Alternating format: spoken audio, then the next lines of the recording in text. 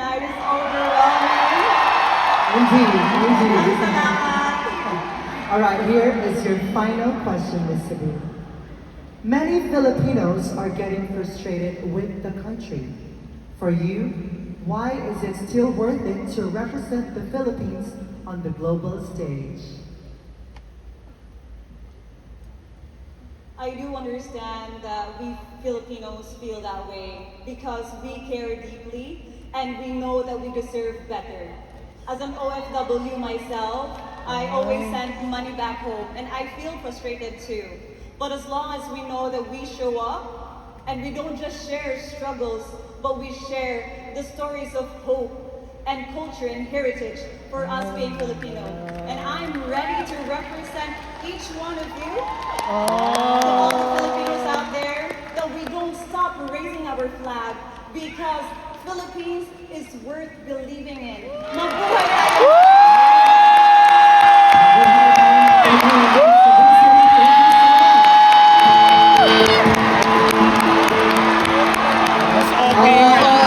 It's your turn. Come on over. Masasagot niya. Totoo. You look gorgeous tonight, Miss Perla. Thank you so much. You're so pretty. Thank you. I'm just keeping up with y'all. All right, are you ready for your questions? Okay, here we go. Many Filipinos are getting frustrated with the country. For you, why is it still worth it to represent the Philippines on the global stage? I grew up with an OFW mother and my father is a security guard.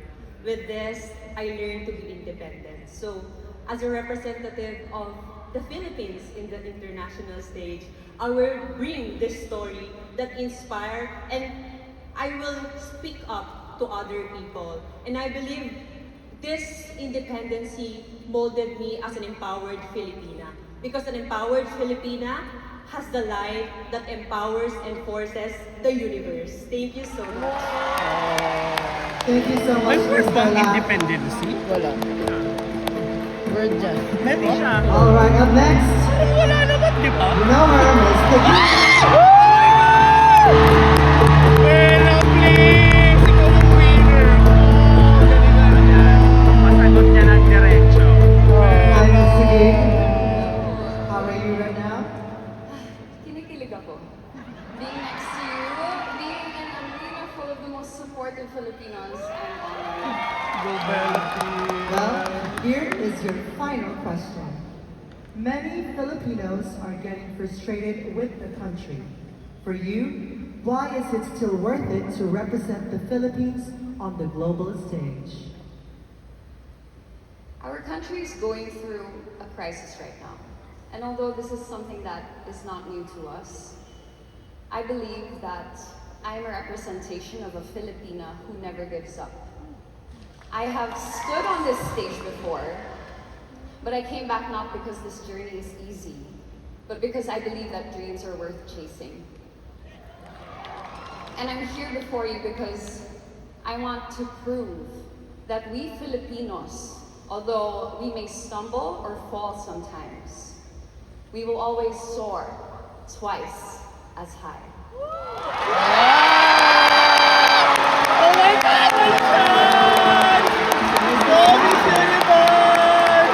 Mas okay ko siya kaysa kay Elio. Kaya feeling ko siya mananalo tayo. Up next, Miss Cebu Province, the mic is yours. Come on over. Join me here, Miss Cebu. Siya ba yung kabatch ni Rabia? Siya yung kabatch ni Rabia. di ba? Rabia. Siya yung naka-blue. Ni Rabia. Miss Cebu Province, you look gorgeous tonight. Thank you. Are you ready? Especially. Thank you so much. Again, I'm just keeping up with you all. Okay, are you ready for the final question? Okay, here we go.